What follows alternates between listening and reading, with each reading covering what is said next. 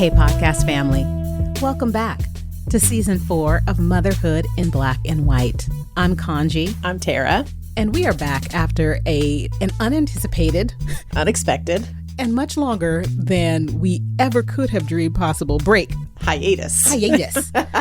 Between seasons 3 and 4. See, what happened was... Here is what had happened. So this is what I think we can call season 3, because when we came back to produce and plan and record all of our episodes starting in January of 2022, life happened. That's right. So I think we got through about 7 or 8 episodes and we had to put the kibosh on everything. Mm-hmm. So we will just call season 3 like our limited series, right? Yes. Kind of like Hulu does, like Ted Lasso, you know, because, and regular cable or regular television, NBC, CBS, ABC, they have like those 30 episode seasons. And it lasts for 10 years. Correct. This is just that was like a little short, appetite-filling, excellent episode season. Yeah. Limited series. Limited series. So we're back for season 4, which, interestingly enough, is actually being released. Our 2-year anniversary. I know. Yeah. We were right on top of that. It started to hit my phone in my memories, and I was like, oh, we have to get this back together for our 2-year anniversary. Yeah, so 2 years ago, in the summer of 2020, that's when Motherhood in Black and White was born. We kind of weren't doing anything else except for sitting in our house, and you became the only person that I pretty much saw for the first year of the pandemic. Same. So we were recording socially distanced in our house, and in my house, we don't live together. We should live together. That would make life so much better. It would. Can you imagine? Like, I think there's something to that whole sister wives thing. Yes. You know? Yes. I've told people that the one thing missing from my life is a wife. Mm-hmm. Because if I had someone to kind of do all of the things that I do, it would be so much better. Unstoppable. Oh, I do have a question for you before we get into the content. Yes. If you could pick one of these 4 items or things, and this is for you too, podcast family, take a moment, think. If you could have a full-time one of these, which would you pick? Okay. A full-time chef, personal trainer, hairstylist, or house cleaner. Which of those 4 would you pick for, let's say, 3 years? Chef. Yes. Why is that? Cooking isn't hard for me, but meal planning is the bane of my existence. I just had this conversation with somebody today about how I really haven't gotten back into a regular cooking rhythm since the pandemic, I guess. And she was like, oh, is it because you don't like to cook? I'm like, no, I don't want to sit down and make the list and come up with what we're going to make and then go get the stuff. I just want the food to appear on my counter. So that's why I hate meal planning. Yes. And, well, I dislike cooking. Well, there you go. There's that. There's that. So same. I would pick a chef. Yes. Partially because, listen, for somebody who, like myself, doesn't like cooking, I really enjoy every single show on the Food Network. Yes. I watch every episode of Beat Bobby Filet like 20 times, right? However, I don't like to cook, partially because I have my son Roman is now 13. He's going into the 8th grade, and we will talk about that in the last part of our episode. But you know, he has a very limited palate, and my partner, my spouse, is a plant-based eater. And so I was like, I don't have the time or energy to cook items for each person. And then, of course, during the pandemic, or since we last recorded, we got a puppy. Oh, that's right. So there's just all of these beings in my house that require food and care and attention. And if I had someone to kind of cook for everyone, even the puppy would then get like, you know, chef-made meals.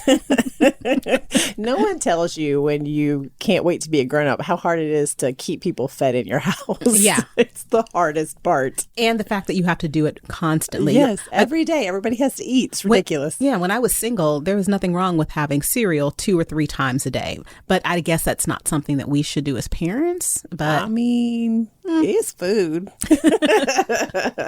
So we are getting back, and we are going to just kick off this season, this episode, by not only talking about kind of what we're looking forward to this fall.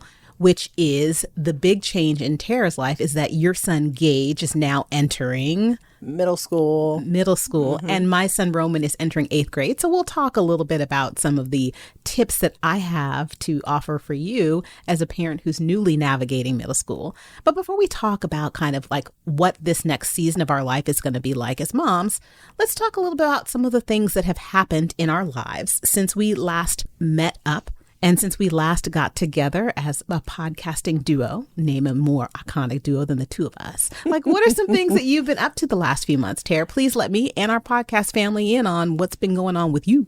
Yeah, well, it's been a really eventful summer in a lot of ways. I think part of what sort of stopped us down was the end of school flurry. I know May just got really out of hand. For us, Gage graduated elementary school. So it wasn't just like graduation, but he was also doing his last Drama Kids performance and his last, Meet the Teacher, his last Wax Museum performance. It was just so many things. Why is the end of school so insane? Especially when they're wrapping up like a big part of it, right? So we had a lot of that going on.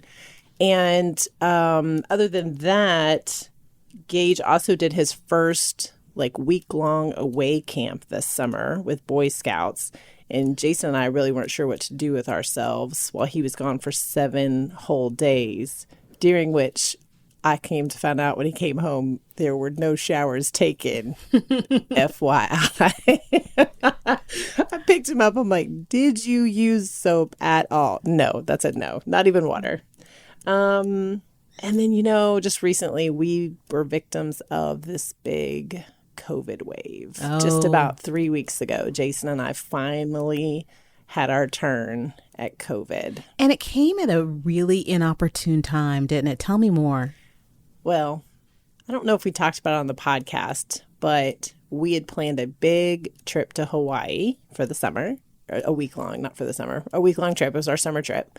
And we both tested positive and started having symptoms about 4 days before the trip. So we did not get to go to Hawaii this year. Oh, when you texted me that you tested positive, I was so heartbroken for you. And all I could think of was like, this sounds like a comedy show, right? It felt like a comedy show at my house. It's kind of like that's what the last couple of years have been, because we make plans and God kind of laughs and things happen, right? So I feel like each of us are living our own kind of like comedic show. I feel like I'm my own Ted Lasso, and I know that you're probably some character from Friends, which is your favorite show of all time.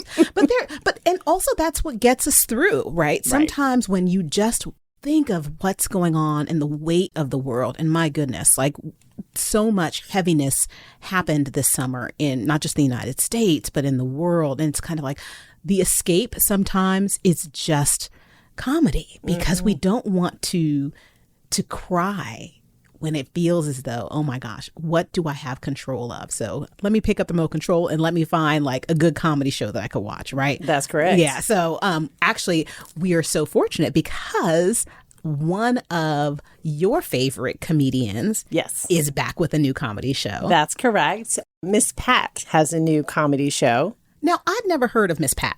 Really? I did not until our producer reached out and was contacted by an organization and a group, and they found out, and we were able to get a sponsor, our first sponsor for Motherhood in Black and White. So shout out to all of the listeners that have kind of stuck with us and been listening to us and waiting for this new episode to drop, because each week we still get hundreds of people that are listening and waiting with bated breath and sending us messages like, when are you and Tara coming back, Kaanji? Yes, thank you for all those messages. By the way, it made us stay on track.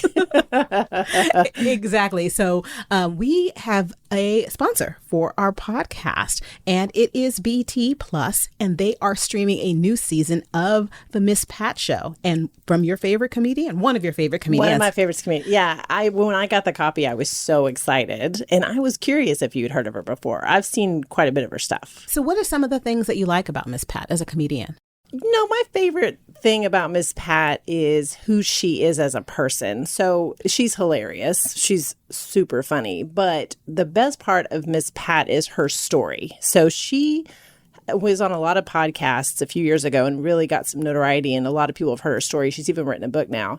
She had her first child when she was 14 and her second child at 15, and was dealing drugs to make money in her neighborhood, and had a pretty rough time of it for a few years.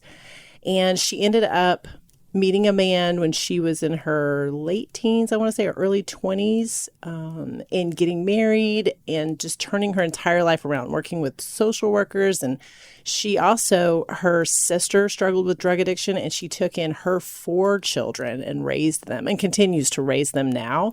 So she's got this incredible story of like perseverance and resilience. And it was her caseworker who encouraged her to go start doing open mic nights and become a comedian. And she has not only become a comedian, now she's a television star. I know. That's fantastic. So the Miss Pat Show is actually an Emmy-nominated show. And after just one season on BET+, the Miss Pat Show is now, not only are we back, this critically acclaimed smash hit BET+ original series is returning with hilarious new season of grown folks comedy. And this season, Miss Pat works through the pain of the past to be the best wife, mom, and sister that she can be. But that doesn't mean she plans to stop laughing or to stop cussing.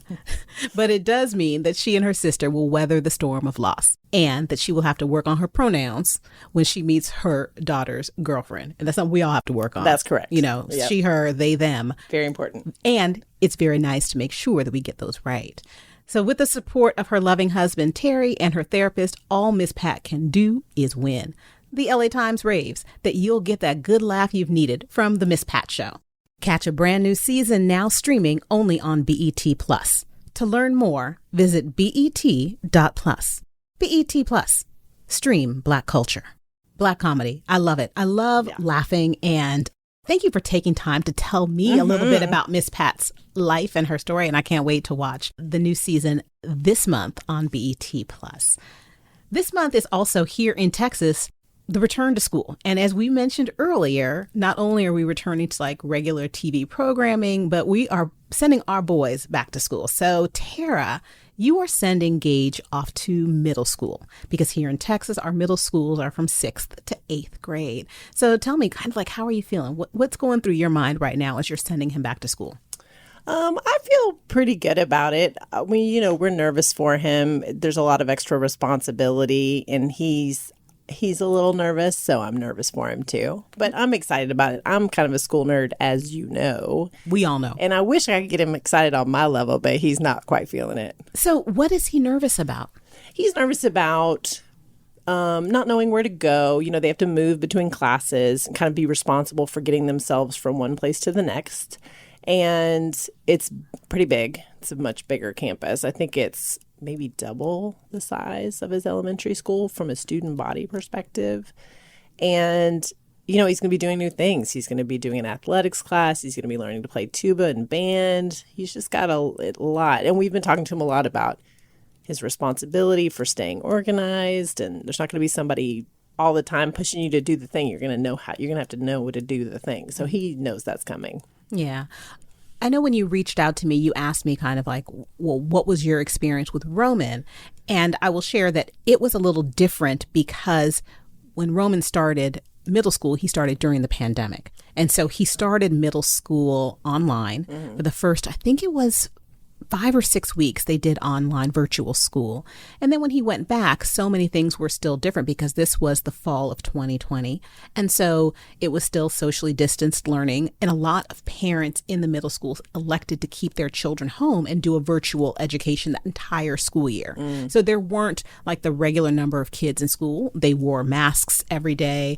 They were only able to eat lunch at tables with 1 or 2 other kids. And I will tell you, it was funny because the first couple of months Roman was at school, they had arranged seating for lunch, and they put him with another kid that he didn't know. And Roman's like, Mom, the kid won't even speak to me. So here he is at middle school, 6th grade, and the only time he can kind of talk is at lunch, and he's sitting at a table with the boy that won't talk to him. Oh, that sucks. So it was frustrating. Yeah. And it's challenging. Like, middle school is just like the worst 3 years of kind of anyone's life. Right. We look back on it, right? And you're going through these awkward phases, and you're trying to figure out who you are, and you're trying to put yourself in the place where you're going to be seen in your best light.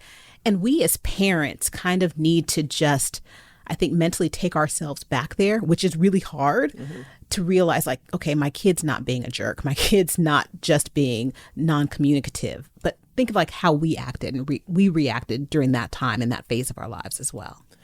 Yes, I was thinking about this because I've seen it all over the place. Like every mommy blogger I read or content about parenting I read, it always talks about this dumpster fire in middle school.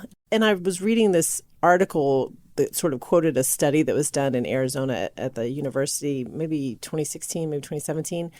And they just kind of broke down, there's a bunch of things going on at the same time. You've got puberty happening, you've got a new school environment happening, additional responsibilities. They're trying to gain their own independence. There's creating like tension with your parents already.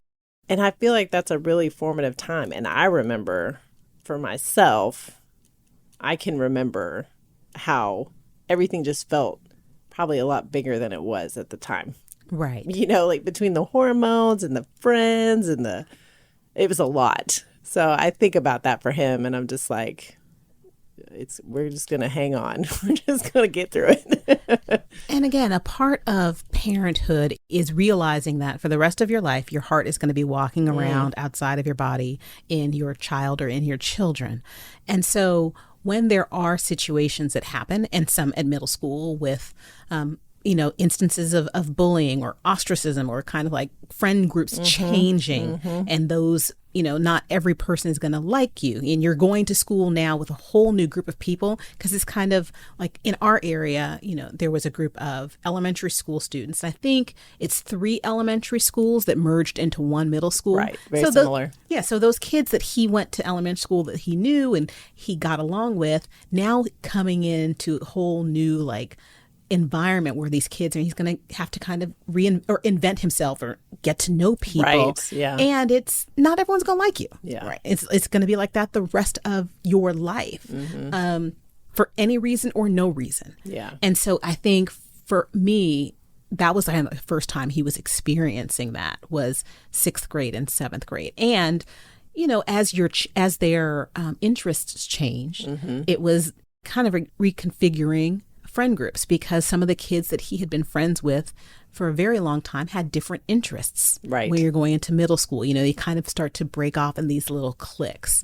And we as parents see it and they're seeing it and they're experiencing it, but not really sure kind of like why. Yeah. And so it's for us just to kind of take it like, I'm going to let you come to me a little bit, but also create that space where, and you create opportunities for conversation with them when they're in middle school, because oftentimes, you get the 1-word answers, right? Yeah. And I don't know if that started already with Gage when he was in elementary school, or if he has the gift of gab like you do.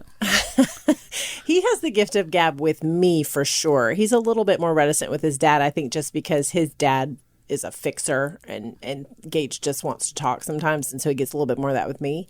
So he's still talking to me and I'm trying to soak it up while I have it.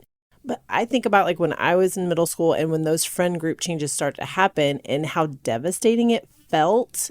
But I had to go through that to understand like this is just what happens. But I didn't have that experience on board at the time. And so even now with Gage, when I see him having moments where he's trying to sort of adjust and understand the changes that are happening, whatever they are, whether it's at our house or if it's in his friend group or he's just trying to sort through a feeling that's bigger than he can usually, that feels bigger than he can handle. I always have to remind myself because it's hard to watch him struggle. And I just have to remind myself, like, he doesn't have the experience on board and he's not going to get it if I don't let him have the experience. Right. So hard. Yeah. So hard. Because I just want to tell him, like, this is how you fix this. You know what I mean? And we can look from our Gen X 40-something-year-old selves back, like, it's going to be okay. It's not that deep. Right. I've got 40 years on board. I'm like, you're good. It's going to be fine. But he doesn't know that. Right. Yeah. Like the first time Roman brought home like a really bad grade in a class was in 6th grade and he's devastated. And I'm thinking like, that's not going to be the last one. First, it's definitely not going to be the last one. And nobody remembers what you got. in 6th grade English. And nobody That doesn't go on any transcript. Nobody's going to check that. So which is why I think what I've tried to teach him as we start school next week, the last couple of weeks, I've just reminded him there's 2 rules going forward into this next year. Yep. The first is that education matters and you are going to do your best every single day in school. Like you're going to show up, you're going to do your best, you're going to be your best. That's rule number 1. And rule number 2 that I hope that I can impart and that I hope that he hears me when I say this, it's I need you to really have fun. I need you just to enjoy this year because there is so much anxiety and we're still in this pandemic, and I don't know, and none of us will know what the last 2.5 years have done to our kids and their mental well-being.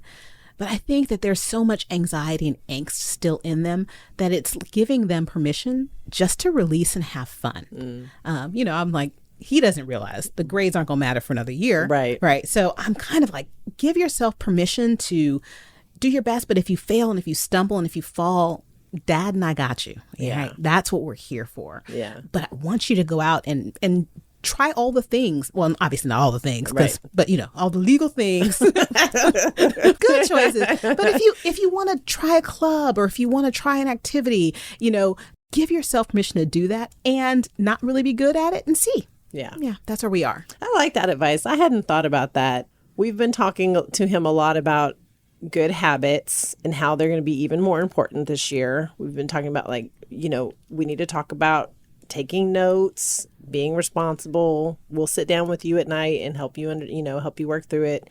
So, we're definitely focused on that and a little bit more than the grades.